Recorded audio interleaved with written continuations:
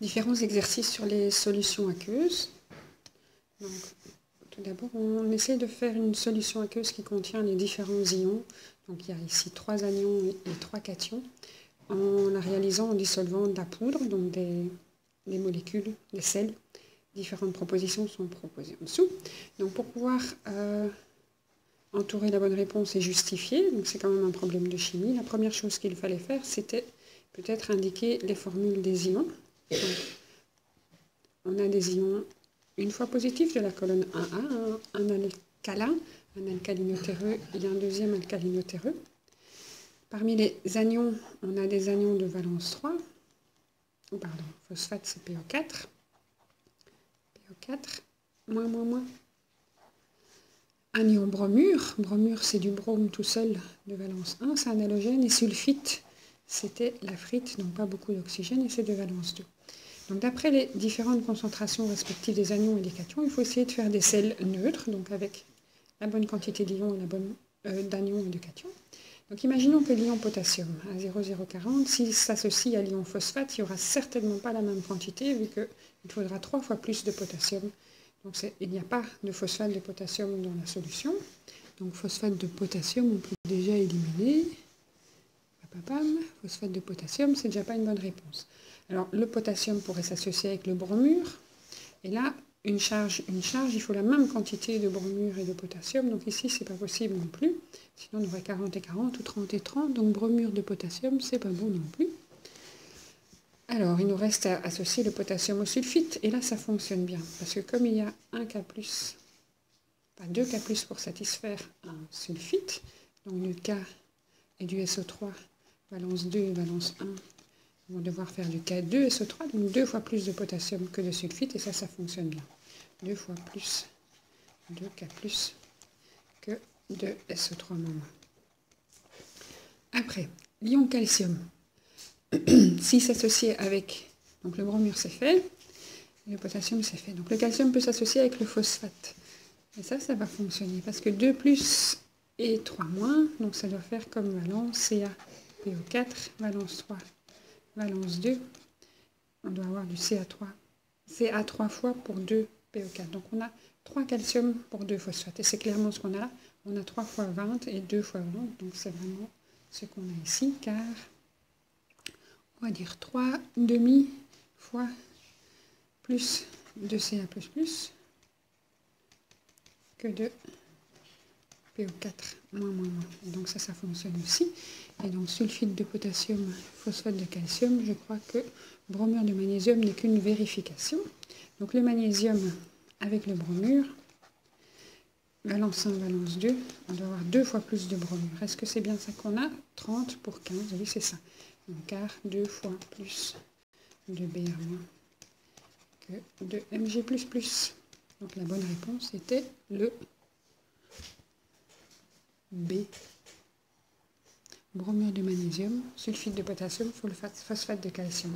Et la justification demandait d'avoir les charges des ions et d'avoir les formules des sels et les rapports entre les anions et les cations dans les sels.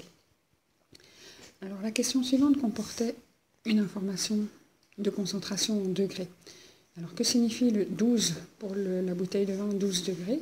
En fait, c'est 12 millilitres de soluté d'éthanol pur dans 100 ml de solution. Donc c'est vraiment 1% en volume, 12 ml pour 100 ml en pourcent. La quantité est 12 pour 100 ml et en volume. Alors, on doit trouver la quantité de moles qu'il y a dans un verre de vin de 150 ml. Donc on a un volume de solution, parce que le vin est une solution d'éthanol, de 150 ml de 0,15 litres. Pour savoir le nombre de moles, quand on connaît le volume de la solution, le nombre de moles, c'est ce qu'on cherche à partir en connaissant le volume de la solution, mais la deuxième information qu'on doit avoir, c'est la concentration molaire. Donc on pourra faire la concentration molaire, quand on la connaîtra, fois la quantité de volume, ici les 0,15 litres, et on aura le nombre de moles dans le verre de vin. Alors cette concentration molaire, on ne l'a pas. Ce qu'on a comme information sur la concentration, c'est 12 degrés. Donc il faut transformer ces 12 degrés en une concentration molaire pour se retrouver dans des problèmes de chimie et plus sur des problèmes d'œnologue. Alors, il faut utiliser l'information qu'on a écrite ici. 12 ml d'éthanol, c'est le volume de liquide pur qui a été dissous dans la solution. Alors un volume de liquide pur, on peut le transformer en une masse en utilisant la masse volumique, pardon. Et la masse volumique de l'éthanol, on la donne ici, 0,79 grammes par millilitre. Donc quand on a 12 millilitres, on a 9,48 grammes, parce qu'on multiplie ici 12 par 0,79. Donc 12 millilitres d'éthanol pèse 9,48 grammes. Le nombre de moles qu'on a dans ces 9,48 grammes, il faut diviser ça par la masse molaire de l'éthanol. Et l'éthanol a 2 carbone, 3 plus 2 plus 1, 6 hydrogènes et 1 oxygène. Donc 2 fois 12 plus 6 plus 16, ça nous donne 46 et c'est une masse molaire, c'est des grammes par mole. On divise 9,48 par 46, on obtient 0,206 moles. Donc quand on a 12 ml de vin, on a en fait 0,206 moles. Et ces 12 ml, ces 12 ml d'éthanol sont dans 100 ml de vin. Donc pour avoir la concentration du vin, on sait qu'il y a 0,206 moles dans 100 ml. Il faut utiliser donc ce volume de solution en litres. Et on obtient donc une concentration molaire. Donc on doit diviser. De 0,206 divisé par 0,1, ça fait 2,06 molaires. Donc le vin est une solution à peu près 2 molaires en éthanol. C'est assez concentré. Et c'est pour ça qu'il a les effets qu'on lui connaît. 2,06 molaires, c'est la concentration du vin.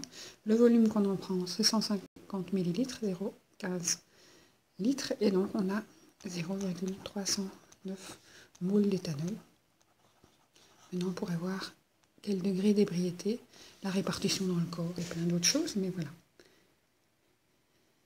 Donc l'erreur à ne pas faire, c'était de mélanger les 150 ml et les 12 ml ici. Certains d'entre vous ont fait une règle de 3. Donc on avait 12 ml dans 100 ml. Et donc on avait 18 ml dans 150 ml. Donc ils sont partis ici avec les 18 ml et se sont arrêtés au nombre de moles. C'était tout à fait bon aussi. Et moi je vous ai appris à transformer une étiquette où il est écrit 12 degrés en une étiquette où il est écrit 2,06 molaires. Donc en vrai chimiste. Mais voilà.